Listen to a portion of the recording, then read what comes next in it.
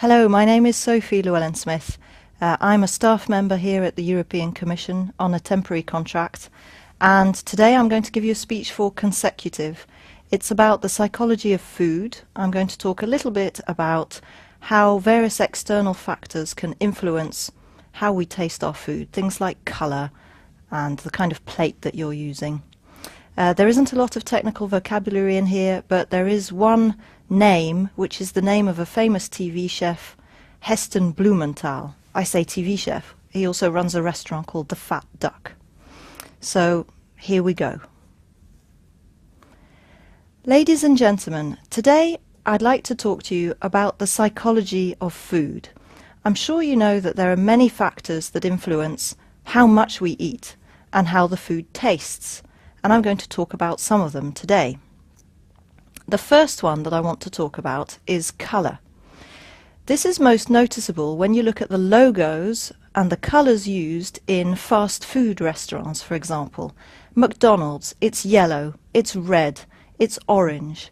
And this is because these are colours that stimulate appetite.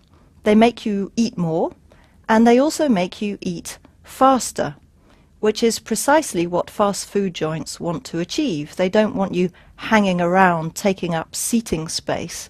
Instead, they want you to eat quickly and then go. Another factor that influences how much you eat is portion size. Interestingly, if you have a very large bowl containing some pasta, you are likely to serve yourself more onto your plate than if the serving bowl is smaller. If you have a large plate in front of you, you are likely to eat more and underestimate how much you're eating. But the factor that I particularly want to talk about today is cutlery, and how the kind of cutlery that you're using can influence the taste of food. This is all based on a study recently carried out by a team at the University of Oxford. They looked at the behaviour of more than 100 students, and they reported the results in an article in the journal called Flavour. The conclusions that they reach following this study are basically that the brain makes judgments about the food that you eat before you've even put the food in your mouth. Let me give you one example.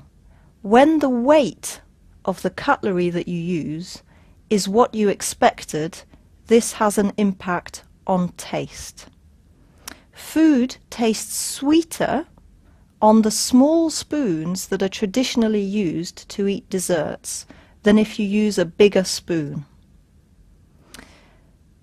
Let me tell you now about another example of how cutlery can affect taste. It's to do with colour contrast. White yogurt eaten off a white spoon tastes sweeter than white yogurt eaten off a black spoon. And a final example, this one is to do with cheese.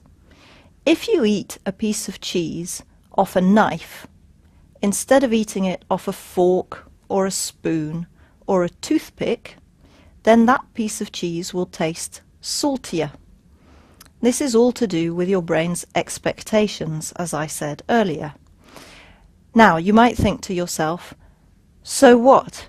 Who cares whether a little piece of cheese tastes saltier or the yogurt tastes sweeter? What's the point of this sort of research? Well, the purpose of this research, according to the team running it at the University of Oxford, is partly that it could help dieters.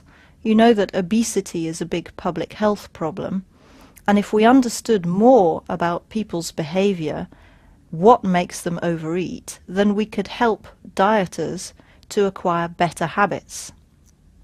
The team at Oxford also talk about improving the gastronomic experience of diners in restaurants thanks to this research. And indeed, if you know anything about the famous chef Heston Blumenthal, who runs a 3-star Michelin restaurant called The Fat Duck, you will know that this is precisely the sort of manipulations that he engages in.